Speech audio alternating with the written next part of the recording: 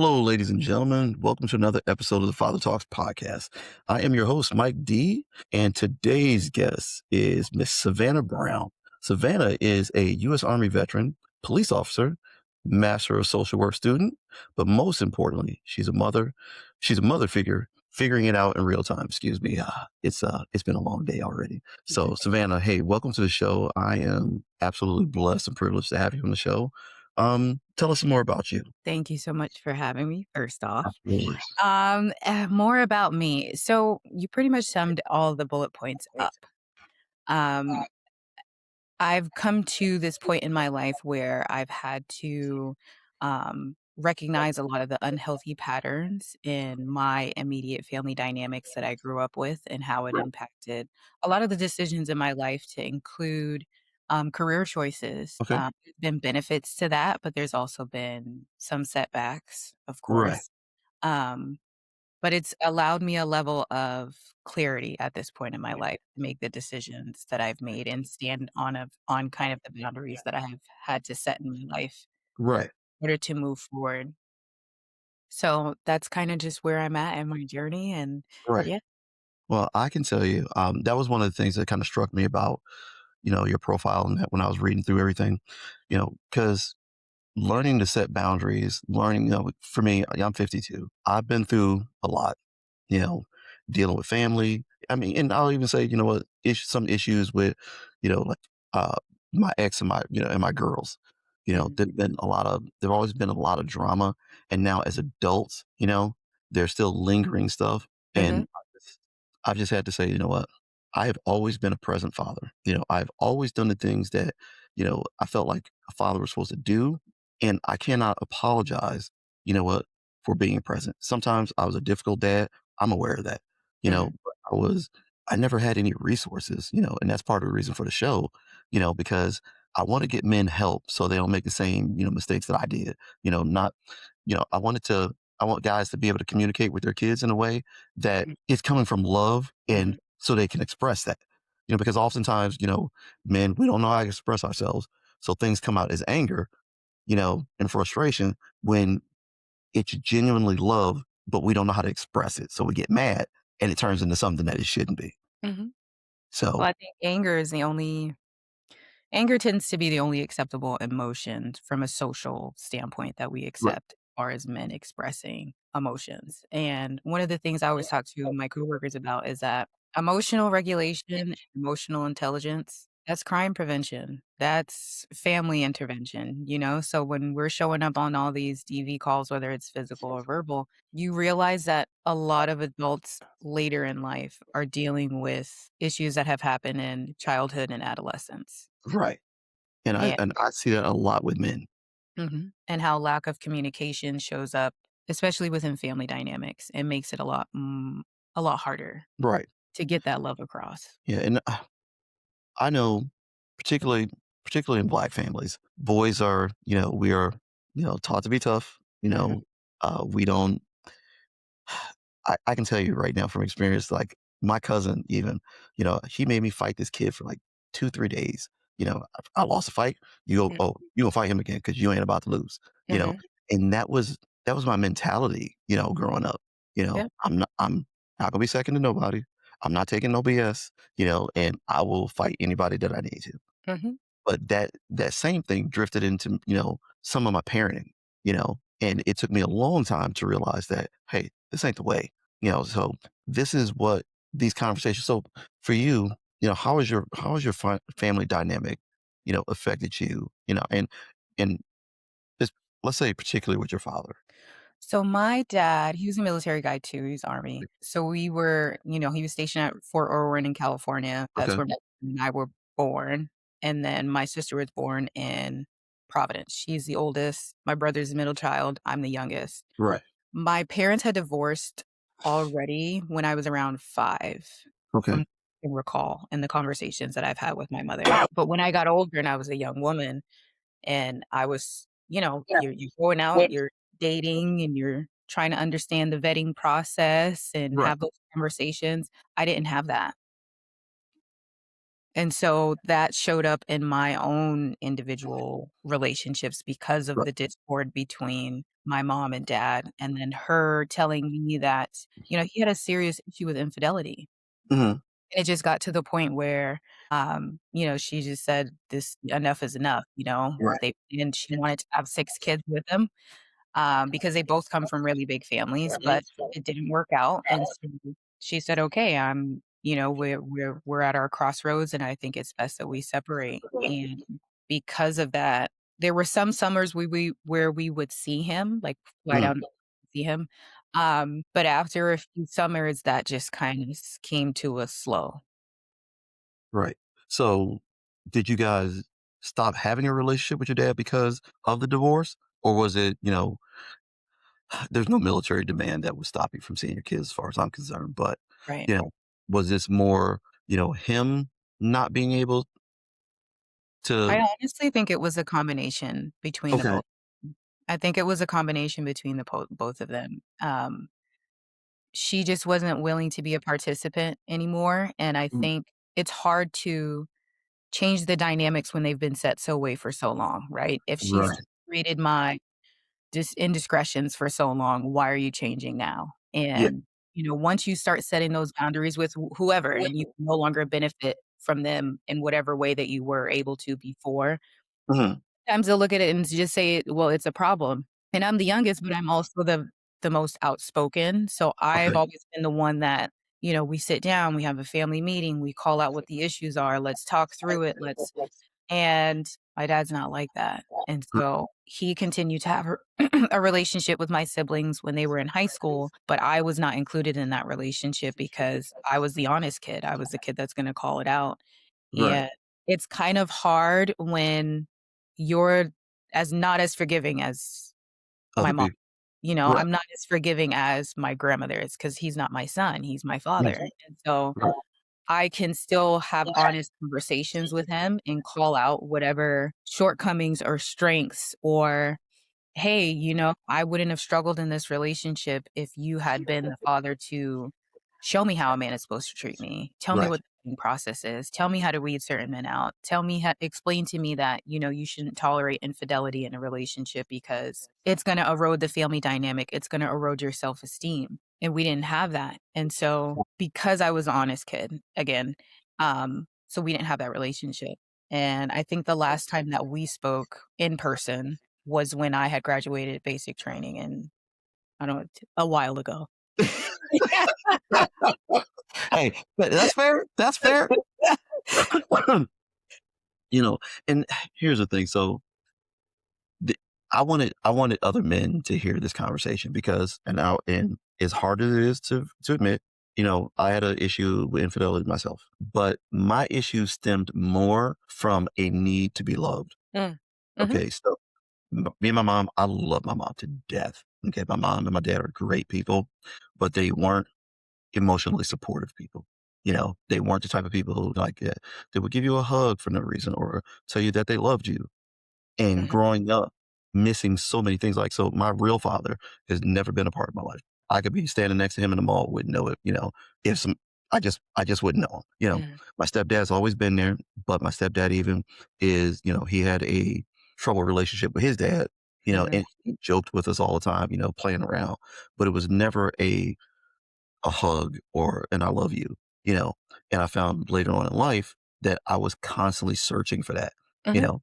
So I was sabotaging relationships because sometimes it was more I didn't feel worthy because I mean, hell, nobody else loved me. Why, this isn't going to work out. mhm, I want other men to see the impacts of our decisions and learning to get help with the things that we're struggling with before we damage our children. I've got 3 older daughters that we have I want to say a complicated relationship. Sometimes things are good. Other times, they're bringing up things from the past that, like, how many more times can I apologize that I grounded you for a month? Or how many more times can I, say, I'm sorry because I spanked you?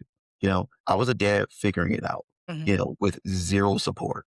You know, mm, my girl's mom, she wanted to be the kid's friend and I had to be the disciplinary. That was my sole job, you know, make sure that the lights didn't get shut off, and to make sure that the kids always stayed in line with their mom. And And that goes back to social gender norms, right? yeah, Of we define as masculinity, how you're allowed to show up in that family dynamic. And yeah, so it doesn't leave room for anything else. right. And again, I am still learning, and I want other men to see the effects of their decisions, especially because boys are a little different, but when it comes to their daughters, our relationship with our daughters shapes how their relationships are going to be. Yes. Our examples show our daughters, what, hey, this is okay. This is not okay. I've always preached to my girls that, what, you do not want to be somebody else's housewife.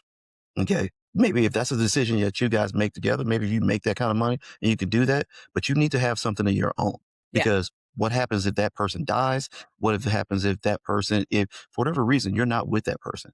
Mhm. You want to bring something to the table. You don't want to be the table, Yes. and these are the things that I want men to see. And this was one of the reasons why, like, I was reading everything. I'm like, oh my God, she is going to be the perfect example to make men understand that, what, we need to do better because what we do has an impact on our daughters. Yes, and I will say that even, aside from my mother's relationship with my biological father, because we did have a Yes. stepfather in the house growing Yeah. up as well. We had a little bit of a blended family. Yes. But again, it was still tumultuous, it was chaotic, there were Yeah. arguments, there were physical fights between them, Yeah. and so realizing how she treated my brothers very different than how we were like, boys were treated like they could do no wrong. Right. Right? And the girls were, "You're raised to function. I am raising you to be a functional adult." Mm. Chores, clean, certain things that you have to get done, make sure you're focused on your academics because I wasn't allowed to start dating until 18, but my brother was bringing girlfriends to the house to stay the night, in, like, middle school, and so it's, like, Woo. very different Oh dynamics. yeah. That's whoa. Yes, My growing kids, up. my kids be on me about who got a tattoo when. Okay, and Right. none of them got a tattoo until they were getting ready to graduate, or Yeah. were graduated. So Uh-huh. And so, once we became adults, yes, I moved out early, and started, trying to form my own life, and, Uncle Sam helped me figure that out, and, I know. you're starting your career, you're earning a paycheck, you're living on your own, and so being separated allowed me to grow in a way that I knew I wasn't going to be able to had I stayed with my mom, and even till Right. this day, um you serve your time in the military. I got out. I started working civilian law enforcement. I settled here in Washington. I bought another place out here. I had realized that I was the youngest, but I was the eldest in a lot of ways Right. as far as independence is concerned. Okay. My siblings had always been codependent on my mom. So wherever she Mhm. moved, they moved, especially my sister because she had my nieces very young at Right. 19. And so my mom kind of played favorites. She doesn't like to say that, but she played favorites to cater to what our needs were. But I was a child that she didn't have to worry about. And so Right. it was like, she's got it figured out. If she needs me, I'm here. But other than that, do your thing. Whereas with my sister, she was able to accomplish a lot faster because my mom acted as her co-parent. Okay. And Uh, see, yeah. that, oh no, no, no, I'm just saying that I'm the oldest, and you just literally said everything about me Mhm. because my parents, and so I had kids early. I mean, when I say I had kids early, I was 17, getting ready to turn 18, and my parents never asked me if I needed help because my parents just figured I was, the way I was going to figure it out. Nobody just say, hey, you need some help with this with the kids. Hey, should we get the kids this, that, and the other thing? It was always on me to do it. And I'm proud that, that I always did whatever was necessary for my kids. But it would have been nice to say, hey, let us help you out. So you're not working these ridiculous hours and this, that, and the other thing. And again, I was a handful as a kid. You know, I was not bad. I was just in the stuff. That's Mhm. completely different than being bad. Okay.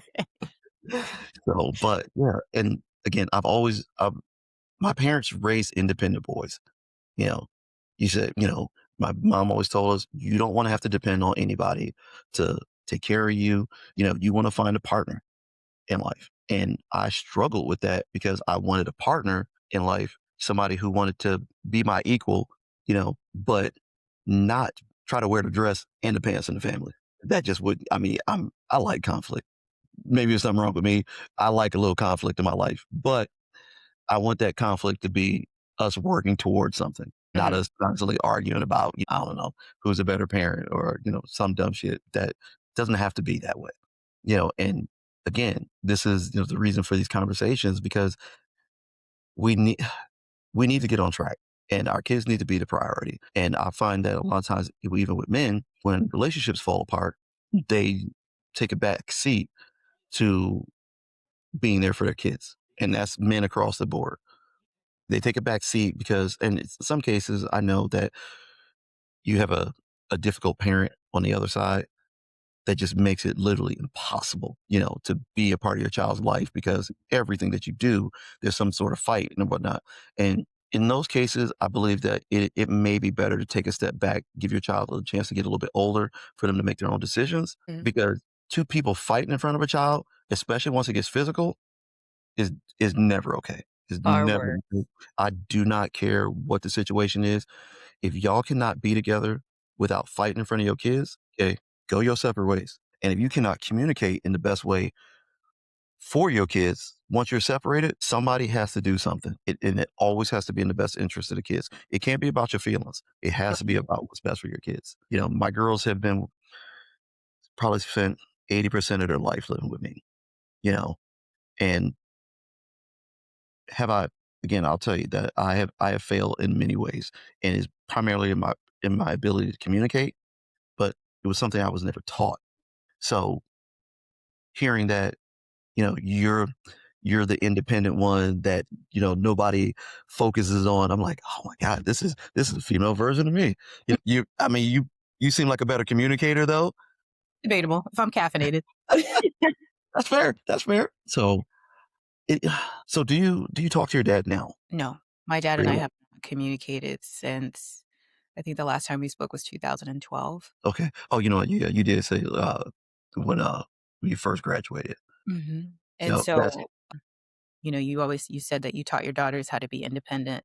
A yeah, lot of my independence came from traumatic experiences. right. So, when my stepdad, I think he had kicked us out for, like, the night or something like that because Mm, they had argued. And I remember getting on the bus at, like, 8 o'clock in the morning with a bag packed full of stuff, and I was like, "I will never be in a position where somebody allows me to dictate where I lay my head at night." right, And that's why I have always been the child that's like, I will always make sure that I have plan A, B, and C, and that I always have savings and that I always have my ducks in a row because the last thing that I want is to be in a position where somebody has the ability to take something away from me.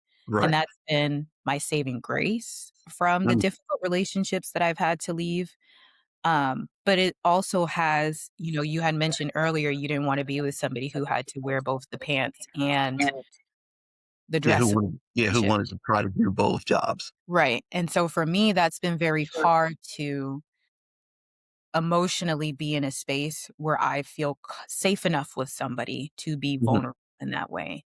right, Because people that have shown up in my life, like family members, like previous partners, when I am showing up in that level of vulnerability, in that level of femininity, in that level of softness, it has been taken advantage of. right, And so I have to, and that's the crazy thing about discernment. A lot of times discernment doesn't just come because things are peachy and great and everything is working out. right. From, in my case, it came from grief. It came from ultimate betrayal. It came from lies. It came from manipulation. It came from loss. And Mhm, I had to really buckle down and examine what my boundaries were, how I want people to show up in my life, what I'm willing to pour into. And now I'm in a space, especially now that my son's dad and I have recalibrated our relationship. right, Um, my ex-husband was the catalyst for that though, because the level of betrayal that he played within my own family dynamics with my sister and mom, that really showed me, 1, who the Judas was in my camp.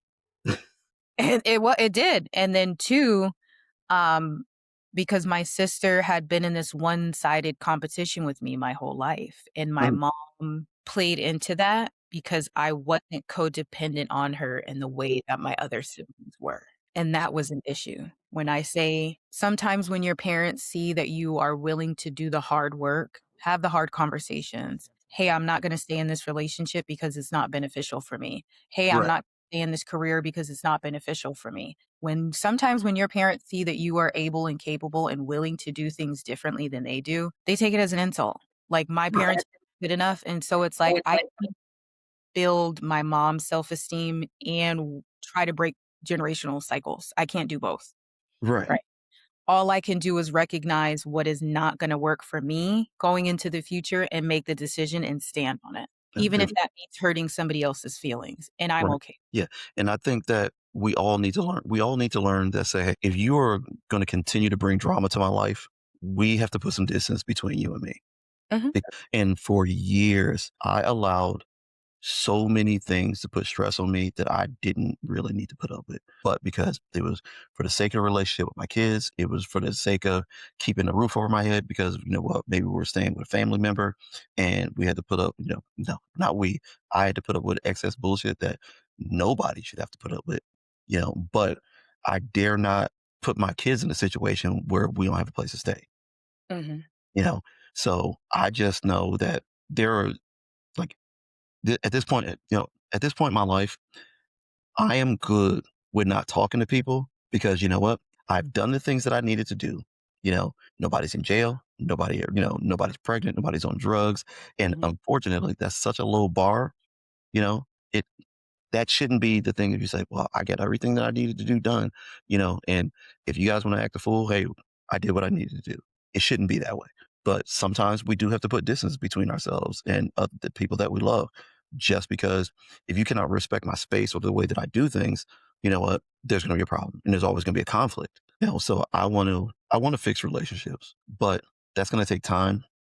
It's going to take for me to understand my own process and how I need to, how can I go into this relationship with this person and build better? You know, we're not going to keep drumming up the past. You made a ton of mistakes. I've made some, but I'm owning mine. That's the part, is the Yeah. accountability. Yes.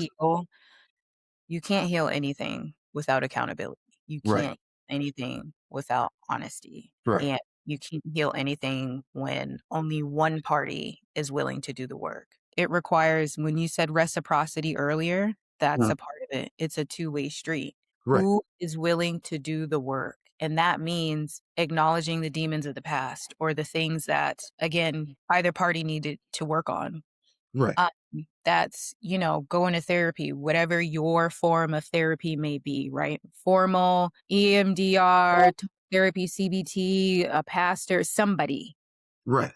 and rebuilding a quality support circle, meaning one of the points that you had talked about earlier was the weight of titles within our culture, within family dynamics.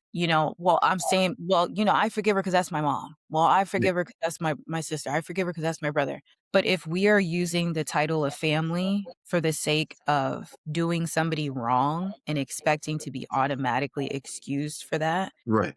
we don't look at family the same way, then that title doesn't hold the same weight because when I look at family, the world is already hard enough. Thank you. The world is already hard enough. So when you come inside your safe space, when you come inside your home or your support circle or family, that needs to be a safe space. And if it's not, and your behavior is causing me harm physically, emotionally, spiritually, financially, you are no longer a safe person for me. Right. And if Mm, you are not willing to acknowledge your shortcomings and do the work to work on it to rebuild this relationship, you are already telling me where I stand with you. right. And So there's nothing I could do about that. right. For me, all right, we're related. I'm your cousin, whatever. Actually, we'll say I'm your brother. We have conflicts, from our past, whatever it is. We're both agreeing to, you know what, hey, we want to fix our relationship. But Mhm. every time, things get a little, I don't know, a little choppy between us, I start bringing up old shit. and not focused on us in the present and fixing our relationship. How do you deal with that? How do we have this conversation? Like you got to stop bringing up the old stuff, man. And we're trying to move forward. What's your advice for, fixing these things? One thing I will say is the minute the relationship starts getting choppy again, or you're talking about a topic that it starts bringing up emotions to the point Right. where it's bringing up old situations, take a step back really quick and say, what is it about what this person just said that is triggering this emotion in me? Name the Mm, emotion first before you focus on the statement, because the weight of your feelings, again, if the body carries trauma, right? If the body remembers first before the mind is able to process exactly what is going on, right? What is it about this moment of what is being talked about that is triggering something in my body, and working through that emotion first? okay. So more looking to understand versus respond. Absolutely. And Okay. feeling the emotion. That's another Right. thing.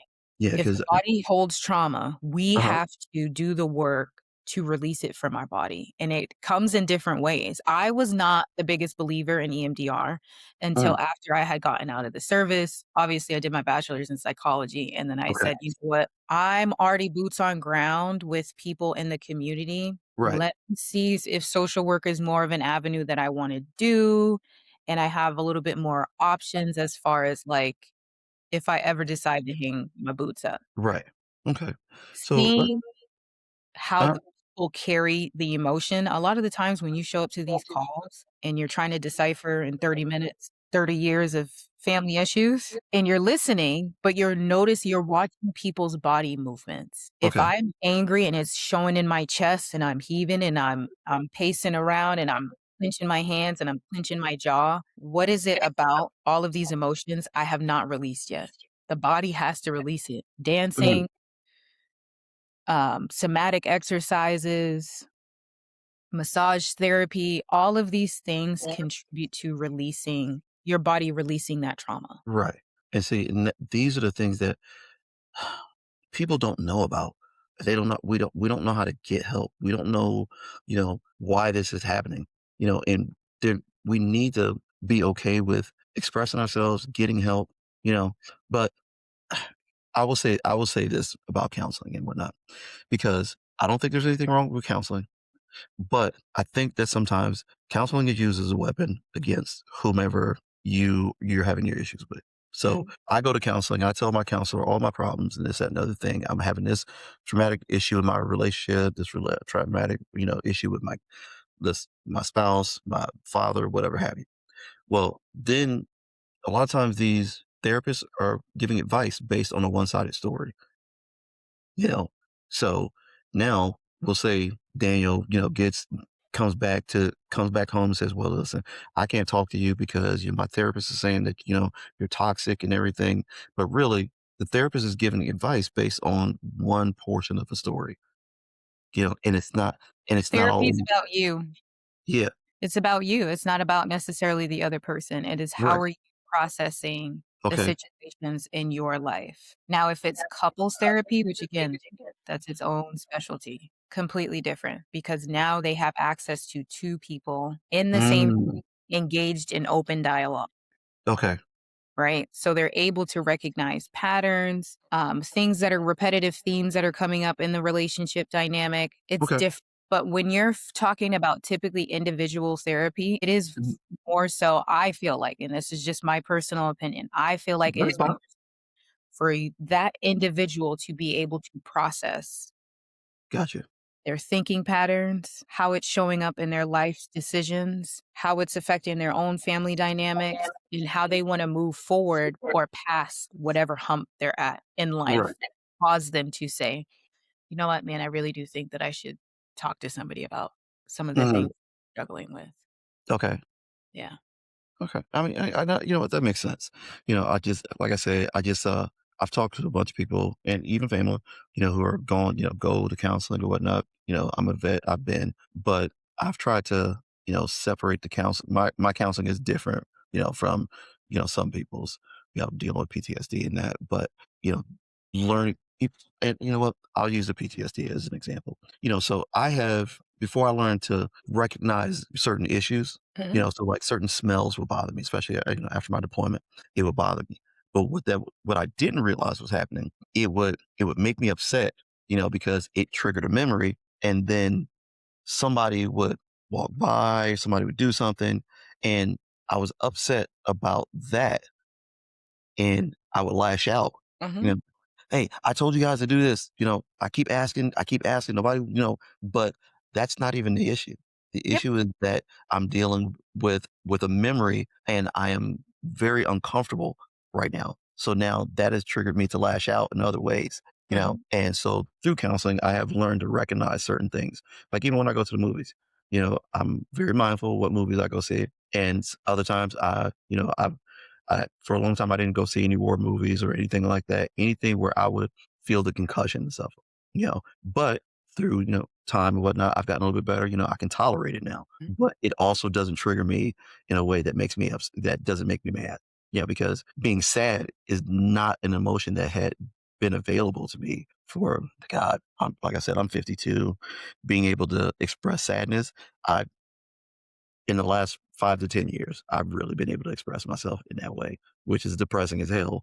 But, But there's growth. You can't don't take away from that, and that's the thing. I feel like, we're harder on ourselves right, when, again, we don't have a blueprint, right? Like, you have to right, understand that when you are conscious of not having a healthy blueprint and still right. trying to continuously show up to do the hard work to get Yeah, past that point, you can't discredit yourself for the work that you've done. yeah, Even myself, I feel like Billy Madison half the time when I'm in class with all these grad students too, because I realize that, when we talk about, people in crises or right, do psychosis, and I'm like, I'm telling them about a call that I was on, and in their minds, they're like, I can't imagine seeing that in real time, and I'm like, "Well, get ready 'cause once we get licensed, this is what's gonna happen," It's we're dealing right. with sensitive minds, and so I realized that because I did not have the support, Yeah.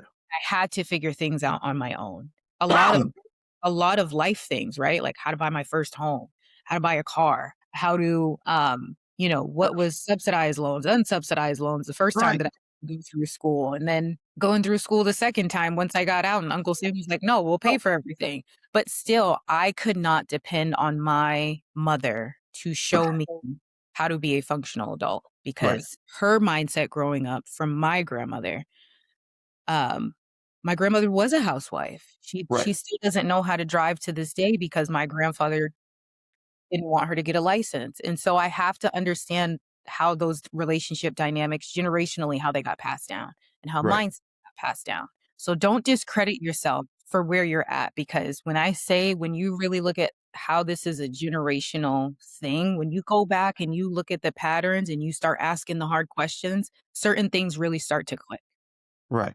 And as to how we got here. right, and unfortunately, not enough of us learn about this conversation even. Mhm, Not enough of us learn to recognize, hey, this has been going on for a long damn time. mhm, And I need to stop it before I pass more stuff on. And unfortunately, I have passed some of my traumas on, to my kids, but I've actively been working on fixing those things, explaining to them, hey, this is not the way. I was raised this way. I'm gonna assume I'm a little older than you. I was raised where kids were seen and not heard. yes. Hey, you do what I tell you, Mhm, and that's it. For a while there, that's how it was with my kids. You know, listen, I'm not I'm not gonna keep asking you to do stuff. Please do not make me repeat myself because we're gonna have some problems. mhm, You know, and like even for years, like I used to spank my kids, and then when I joined the military, I had some issues and whatnot, and I'm like, you know what? I'm not going to continue to spank my kids. One, am I spanking them because they've done something wrong? Am I spanking them because I'm mad about whatever the issue is? So I stopped spanking them, and I mean, and believe it or not, PT for my kids changed a lot of things. The mm, military, the military mhm. taught me PT, and I said, "You know what? We're gonna go outside and run for a little bit to You either correct." get smart or strong. Yeah, and that's it. And I'm telling you right now, all my girls can do push-ups. All the Mm, boys can do push-ups. My son joined the Air Force, and they're in there getting yelled at. He said, "Dad, there was," and he's bragging about it. He's like, "Dad, there's people in there crying and whatnot." I'm like, "Man, they didn't even say nothing to y'all." Like, man, you couldn't survive at my house. My dad would have tore y'all apart. You know, they ain't saying Tuesday. nothing. This You is know, Tuesday. yeah, this This is is yeah, Tuesday. yeah, this is just Tuesday at my house. So I mean, there are some positive things that have come out of it. And again, I am happy that I stopped spanking my kids and we Mhm. turned to PT. Mhm. But it was a way for me to know for sure that this was not. I'm not putting my hands on my kids and maybe potentially hurting somebody. Yeah, Yeah, I'm the same way. I don't spank. I didn't even spank my nieces, yeah, and we're the same. We grew up in a house where, again, see not heard. What happens in this house stays in this house. When I tell you yeah, to do something, you do it. Um, stay in a child's place. Don't talk yeah. back. So again, when my son came around, it was like a whole it was like a life or death experience. When they say that you really do transform after you have a child, I didn't Right. understand it until my son got here. Where it was like the level of mama bear that came out before is for anybody's kids. Now it's on tenfolds because this is my little person, right? And so whomever, whatever person, place, or thing that has the potential to affect this little person's safety Mhm. mentally, physically, emotionally, spiritually, I am willing to go to war to ensure that I have peace. There you go. And I Um, think people understood, especially within my family, dynamic, right, how important that was to me until I had to have those hard conversations. Hey, I can't be friends with my sister. We can no longer have a relationship because if you are jealous hearted of me, if you have this one-sided competition, if you feel like my life was easier than yours, even though I picked two of the hardest life paths you could possibly pick, right. uh, to take as far as career-wise, the things that I've experienced in intimate relationships that maybe they don't know all the details, you know? If you feel like my life is easy, that you're willing to sabotage things that are going well for me, I'm not interested. If Right. my mom lives in a constant state of mental denial of the things that she exposes to younger, the things that she just refuses to acknowledge, and I have to understand she's not ready to process that yet, and that's okay. I'm not Yeah, judging you for that, but I cannot have you in my space with my child and that kind of access because right. it's unsafe. That pattern itself is unsafe. See, so Savannah, I want to ask you a question because something in your profile stood out to me. So you're talking about surviving, you Mhm. know, when did you realize like surviving, was when surviving isn't actually being okay? You're just getting by. When did you realize that that's not enough? When I left my ex-husband, excuse me, when I left my ex-husband, it was due to his infidelity. He's an army guy. Hmm. He's retired, but he works as a sexual assault response coordinator in a reserve base in Okay, Chicago. So I had packed up my life and moved out there with him. gotcha.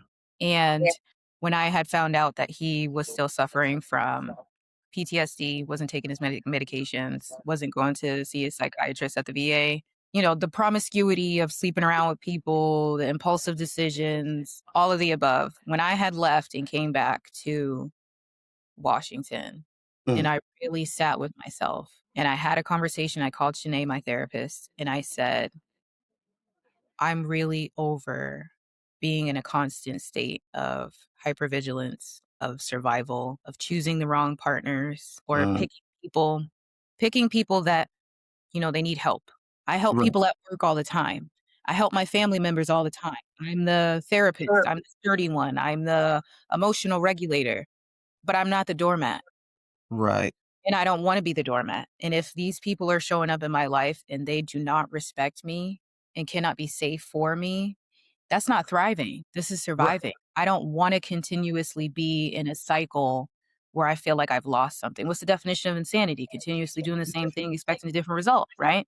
That's the thing we talk about in the military all the time. So, I had to realize, like, trying to go to my mom for life advice, telling my mhm, sister about all of the positive endeavors that were going on in my life. If those are the two common denominators of when things are going great and then they start falling apart, maybe I need to sever those relationships because once I removed the rotten fruit from the fruit bowl, right, the rest of the fruit was fine. And then when I realized, listen, you've always been the independent one that's already had to make the hard decisions. You've already been doing all of the hard things on your own. I don't need to carry the weight of my ex-husband. Hey, you are financially independent. Hey, you are doing the work to work on your mental health. Hey, you are calling out the unhealthy family dynamics and patterns within your own family and mindsets. Your mom's not willing to acknowledge it.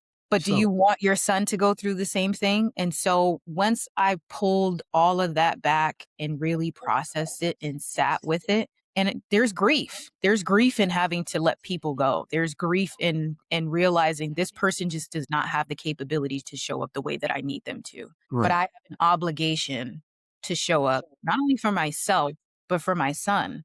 He didn't right. have a choice in how he got here. And so recognizing that was the cutoff for me of I need to be able to thrive. Right. And see, and that's something I wish, again, I wish I had learned sooner, but I'm still happy that I learned it, that everything is about my kids. Yeah. And it always, for me, it always has been. But for me, I was all about my kids, but still dealing with negative things that I shouldn't have allowed because Mhm. it relationships harder, and my kids saw a lot of things that they shouldn't have been exposed to, but not understanding that this is a generational thing. It's a cycle, and I need to stop it with me. Mhm. I remember, growing up when my mom, uh, her ex were together. I remember to this day them fighting on the kitchen floor. That made me never to see my mom like that. I was like, I would never put my hands on a woman, not Mhm. ever. And if you're the type of woman that can make me so mad that I'm thinking about putting my hands on you, you got to go. You got to go because that never, never would I ever. And the same thing I teach my boys. Like even when we do things like I'm raising, at first I'm raising girls, and I'm always talking to them about protecting themselves and, hey, do not go out when you're out, do not let people buy you drinks. Be mindful of your surroundings and this, that, and the other thing. And I realized I shouldn't have to teach them that. People should be telling their boys to keep their goddamn hands to themselves. Don't do dumb shit. So when my son came along, that was one of the things that I made sure that I told him, like, listen, if you find a girl in a vulnerable situation, you stay the hell away from that. Get her some help, whatever. But you never, ever, under any circumstance, take advantage of that. Mhm. And I found that, he's like the things that he does, like, so, he's married now and he's very mindful of how he speaks to his wife. He's very mindful of, you know, the dynamic between men and women. And Yes. I like, how do we get more? I know, like, we're sitting here talking and everything. There's a generation, mine and your generation, being, our ages and everything, that Yeah. none of them are having these conversations with their kids, or none of them are recognizing the cycle that they need to break in order to have a better relationship with their kids. And that most of the time, yeah, most of the time it's an absent father, black, white, Puerto Rican, Mexican, whatever. It's an absent father, and we haven't found a way to break these cycles. And I think so even with my son's dad, he's Yeah. Chinese, Black. Mhm. Um, we have 2 different cultures, but Right. recognizing and understanding some of the stressors that he has in his own family dynamics and some Right. of the things that we have had conversations about as far as intentional parenting. Right. I had that mentality of drive, independence. This is what I need to do. This is what needs to get done. He has a very different understanding of that, but he's also very calm and he's never yelled and he's never um, called me out my name or been disrespectful in that sense. Right. Now, lied to by my family members, which is Right. how we separated. Um, but once we came back together, and my son's very young, so Yeah. that's another thing. Is like 0 to 5 are the most important years, and then when I'm Yeah. reading child development and Bronfenbrenner and Davies and Troy's and all of the, and talking about the biopsychosocial model and Erickson and Freud, when I'm going over these theories and concepts in class and I'm comparing it to my situation and my son, having that additional information is great. How do I actually apply this to my life? That's how Okay. I feel about it. And with my son's dad, us having open communication Right. and being intentional about the things that we wanna change from how we both grew up in our parents' relationships, our family dynamics. That's how we're both showing up in parenting, you Right. know? Um, Absolutely. and being honest, when you're meandering towards marriage, there are certain bullet points that you really have to hit above just, "He's attractive, she's attractive, they have a good Right. job, they have great benefits." You have to really get into the weeds of, this is somebody that's gonna birth your child. This is somebody that's gonna help you when you have a sick parent. This is somebody that's gonna be your backbone if you lose your job, if you get into a disability, if you lose a limb, if you right? This is a person that you have is gonna dictate what medically is gonna happen to you if you're incapacitated. So when you have to start thinking about things that way and you really start building towards building with with someone, again, I didn't have a blueprint for that. We weren't Right. having those conversations growing up. So, trial and error, getting into adulthood, seeing the things that were wrong, repeating some patterns, and then saying, "I have to show up different." I Have the know that. conversation. Have the Yeah. hard conversations, though. Get a great support group. And then one thing I will say is, you brought up the good point of, I shouldn't just be teaching my daughters protection. Yeah. They constantly need to protect themselves. People should be teaching their sons how to behave, Right. how to show up. And to another point of that, from a social standpoint, when men don't show up, there doesn't seem to be any social consequence. Mhm. Meaning, if you have a friend group and one guy's cheating on his wife, the guys aren't going to get together and say, "Hey, man, we can't be friends no more. Your moral compass don't go the way Right. that I roll. So I'm good. There's no social consequence." And so even if a guy, again, may put his hands on his wife and people know about it, there's no social consequence of, I can't be friends with you. It's like, Right. well, maybe she did say something or she did something that caused you to act out.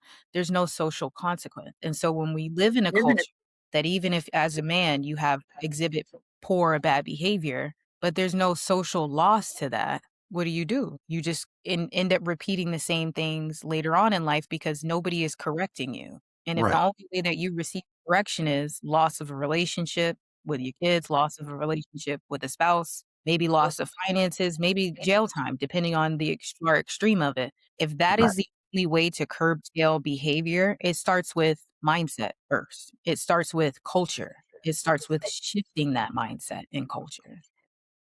We Okay. can't just get to poor behavior and calling it out without addressing the elephant in the room, which Right. is, we're not calling people out and holding people accountable, Right. even as neighbors, even as friends, even as boys, even as family members. Women play into that as well, Right. right? So I'm gonna backtrack a little bit. I want to talk about a little bit about parenting and breaking cycles. What for you? If you're in your field, okay, Mhm. what does breaking the cycle look like? I mean, in real time. In real time, Yes. that means calling out the behavior, Hmm. doing the work, meaning you're either going to therapy, you are dealing with whatever the issue is at hand and acknowledging it to be able to productively move forward. Now, with the Mm. families that I have run into consistently at work, as far as like, you show up to multiple calls, sometimes it is because, again, I work with people on the extremer end of life. Hmm.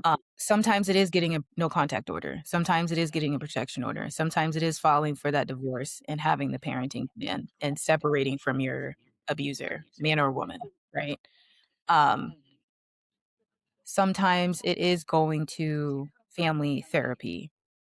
Sometimes it is taking court-ordered parenting courses. And so, again, the families that I deal with, those are the ones that they're calling 911 because they're having the worst day of their life. It's Hmm. not a matter of, um and a lot of times resources play into it because we live in a society where healthcare is correlated with occupation, Right. private insurance, Medicaid, Medicare. Those things determine your access and then quality of access to providers, right? So that's something else that we have to take into consideration because resources are huge. Poverty itself is traumatic. Right. And so, like I said, with some of the families that I deal with, it is taking a path that to others may seem like they're losing, but in all actuality, they have the ability to start over. It just looks different and it looks difficult and it feels difficult because you have been accustomed to functioning in something for so long that Right. when chaos stops, You think something is wrong because what was chaotic for anyone else, that was a Tuesday for you. Right. So, with that being said, what's the first step you would you would give to anybody trying to break a cycle? I always give resources. Okay. And I Okay. know and I don't pressure because it has to come from a place of like I said, I can talk about my story all day, every day Right. without being judgmental. But in some cases, I can, have my gavel. If you do me wrong, I got the gavel and I have the right to give you a sentence. But um, coming from a place of being non-judgmental, this isn't my necessarily family dynamic where I'm dealing with people on the street, but I'll give you information. And so the next time that I see you and the next time after that and the next time after that, especially when we talk about domestic violence abuse victims, on Mhm. average, it's people 8 times before they leave their abuser. If I give her a pamphlet or if I give him a pamphlet 8 plus times, and if I give them a name of a counselor, if I give them a resource as far as the shelters that I volunteer at, hey, if you ever wanna reach out, and I'll write a counselor's name that you could contact with on the resource packet. If I show up and I'm continuously showing up in that way from a non-judgmental lens and they feel like, "Man, I don't really like cops, but she's cool," or, "She comes here 3 times a week, but she's never judged me," or, Right. she never said, "You're dumb for not leaving him," or vice versa. She's never said to him, "Oh, you need to get another wife," and this, that, and the fourth. Just realizing that, again, not everybody's had the blueprint, not everybody's had a healthy one, and we're all just living a human experience. Give them the resources, let them take the leap to do the work. Wow. I love it. Hey, we need more of that. That is for sure. So, a couple more questions, and I want to talk about your book. Okay, so got a young son. Yes. As he's getting older, what do you want your son to know about your journey to being I the mom you are today? I want him to know that I really tried to do the work Mhm. to ensure that he had a happy life, that he Right. had as many options to choose from, and that it always comes from a place of love and a place of protection. Mhm. And my journey has not been easy, but I hope that he can see the real work that was put in order to be able to ensure that he had happiness. Hey, man. All right, so I got one more question, but I'm gonna save that to last because I want you to get the last word. Let's talk about the book. Okay. So, Floor is yours. I ended up writing a book, In the Wake of Wounds: A Soul's Revival, Okay. and it kinda just talks about my journey from 2020 to 2025. So within that time frame, I gave birth to my son, left my son's dad, was still in school full time, still at work full time, ended up losing my brother to suicide in 2022. Oof. Um, Left a marriage, left my ex-husband, and then tried to recommunicate and reengage with my son's dad once I had learned that, my mom and sister had lied about a lot of the things that my son's dad did or didn't do. Like Right. they lied about a lot of things just because, again, they just didn't want to see us. They didn't want me to see me break the cycle of having a healthy Right. relationship. And so all of that is encompassed in this book, and it's poetry. It's calling out the things that you don't like to name in family dynamics. Name the thing, right? Right. And when we talk about grief, it allowed me to grieve my brother's death in a way that I don't think we talk about grief, because grief is not somebody just passing on. I also had to grieve the loss of my support dynamic at the time. Right. And so um, I remember the class specifically, Dr. Jody. It was on death in American society and how we as a culture deal with death. And I thought it was important for me to take that course. It's actually a nursing course, but I Right. actually ended up getting a slot there because I said, "What I deal with death investigations all the time." Processing, again, being the person that shows up to death investigations and going through it that way, and you're the person on the other end, and then dealing with my brother's death of like, now I have to process Mhm. this. Now I have to clean his belongings up. Now I have to um, make funeral arrangements. The book allowed me to do that and get it Okay. all. So yeah, that is just work of raw, unfiltered thoughts. So where can we find the book? You can find it on Barnes& and Nobles and Amazon. Okay, outstanding. Ye What's the name of the book again? In the Wake of Wounds, The Soul's Revival. Outstanding. All right. So final question. Okay. So final question is, and it's about family. So Mhm. what would you say to someone trying to change their family story? Someone trying to change the family story. You cannot, and this is something that I've heard, but you cannot break generational cycles while you are still seeking the approval of that same generation. Meaning, if people are not willing to sit down at a table, be fully raw, exposed, Right. vulnerable, honest, you can't heal. You can't move past that. So until you're able to have that sit down and conversation where everybody is willing to hold themselves accountable and whatever role that they played, because even for me, it required a level of self-abandonment for my family members to do the things that they did to me, my spouses to do the things that they did to me, my spouse to do the thing that he did to me. And so it's one of those things where it's like, I have to recognize that that was my shortcoming. Mhm. And so have that honesty, move forward. Okay. Ladies and gentlemen, there you have it. Miss Savannah Brown, thank you so much. Listen, I hope men can see this and understand, our impact on our kids, daughters, sons, whatever. And I hope that more people will seek help.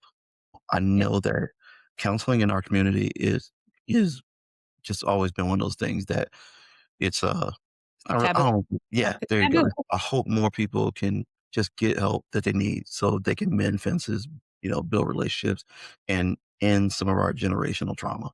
So um I cannot wait. You know, Okay.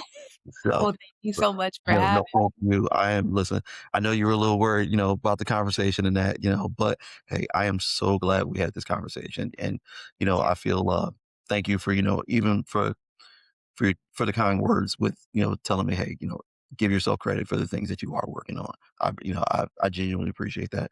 It's not easy, Mhm. and again, I'm a work in progress and I can admit that, That's but the I am, beauty of it. yeah. That's honest. Right. That's the beauty of it. That's the work. That's yeah. Yeah. So thank you again. I'm gonna stalk you kind of on your Instagram and that. I'm not gonna make it weird, but I like to see some of the stuff that people are doing. So, and Sounds good. if you got something that you ever want to share and you need some help sharing it, please let me know. I'd be happy to share it for you. Thank you so much. Absolutely. Thank you. All right, ladies and gentlemen, that is our show for today. Miss Savannah Brown, again, thank you so much. We appreciate having you. Thank you again. All right.